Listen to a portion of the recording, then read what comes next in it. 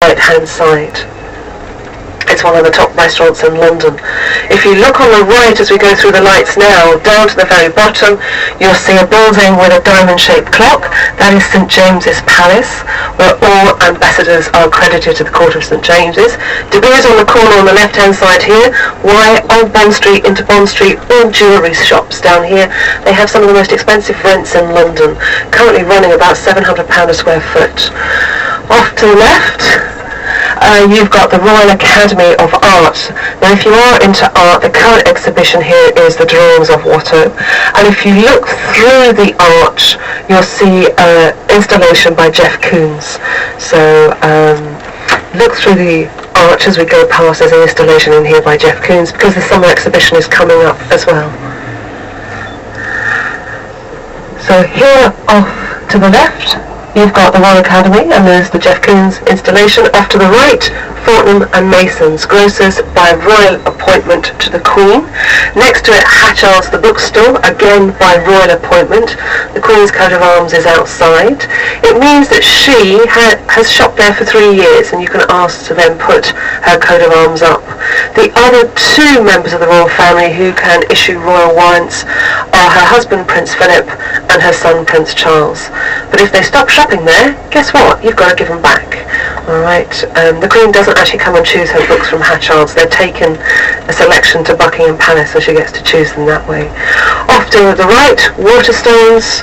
This is one of the keychains, and of course it's just been taken over, and they've just announced that the new director is a man called Daunt, who actually has an independent bookstore. So he has a bookstore, so he's sort of started taking over Waterstones. Off to the left, Sting.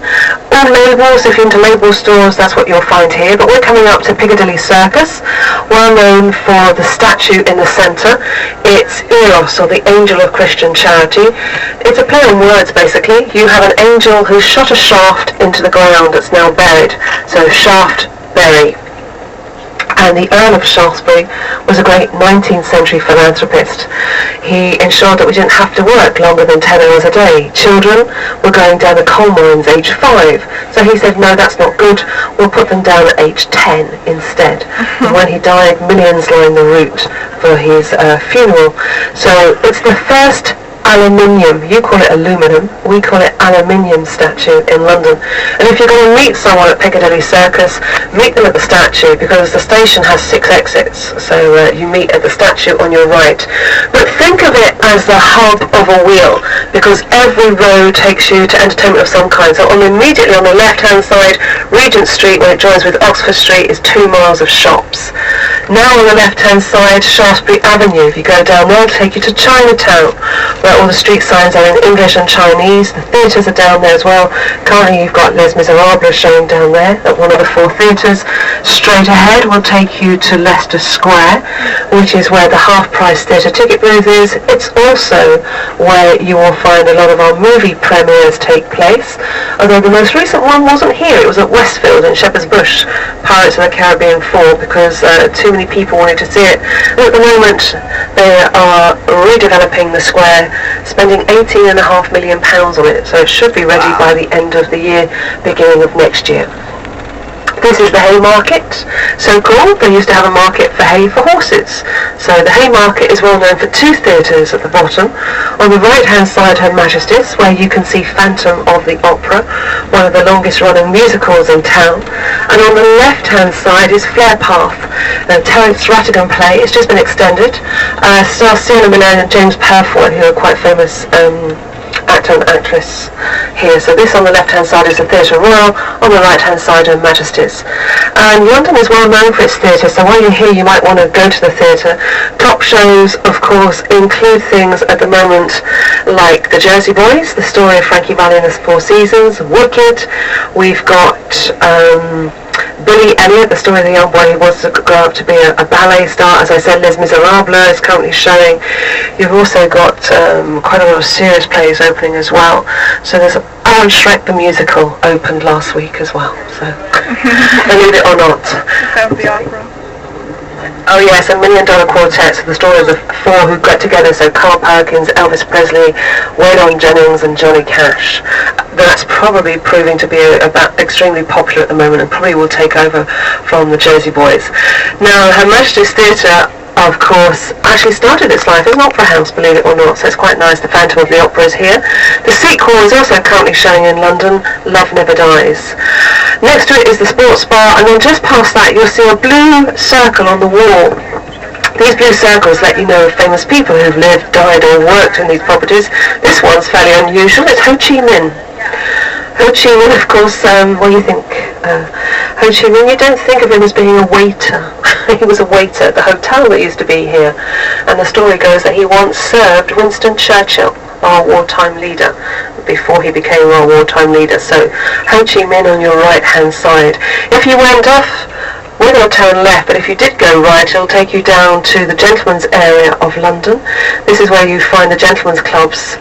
And when we talk about gentlemen's clubs, we mean dining clubs. They go to read and they go to dine. They don't do anything else. Alright, so you'll have the Institute of Directors, the Athenaeum, the Travellers, the Reform, and the RAC, the Royal Automobile Club, all down on your right-hand side. As we come round on your right-hand side, you've got the Texas Cantina, or Texas Embassy as it's known. Actually, the building before that used to belong to the White Star Line. Their most famous ship was launched 100 years ago this year. It sank on its maiden voyage 100 years ago next year, and that ship was the Titanic. Off to the left, you've got the National Gallery. So if you're into art, the National Gallery has paintings from 1200 to 1900. Again, it's free to visit. The only thing you pay for here are the exhibitions. And the older paintings are in the more modern Sainsbury wing on our left-hand side as you go through the more modern artists down to the far end. So you've got Leonardo da Vinci, Raphael, Monet, Manet, Van Gogh. Off to the left, Trafalgar Square. Okay, so Trafalgar Square, immediately what you can see is the Olympic countdown clock, because of course London will be hosting the Olympics 2012, which of course the opening ceremony is the 27th of July 2012. You've got the fountains, you've got the lions surrounding the column, on the top of which you'll find Admiral Horatio Lord Nelson. Actually, we don't call them lions, we call them pussycats, for a very good reason. The man who sculpted them, Edwin Landseer, couldn't get a live lion, he could only get a dead one. And the problem with dead lions is they retract their claws. So as we go around, if you look at their feet, they have no claws.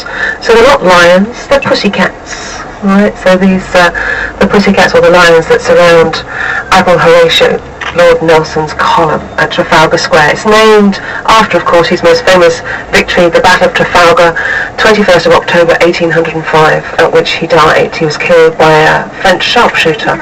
We use the square for lots of different things. You would have seen the two footballs in there, getting ready, of course, for next week. But we also have giant screens in here. We've celebrated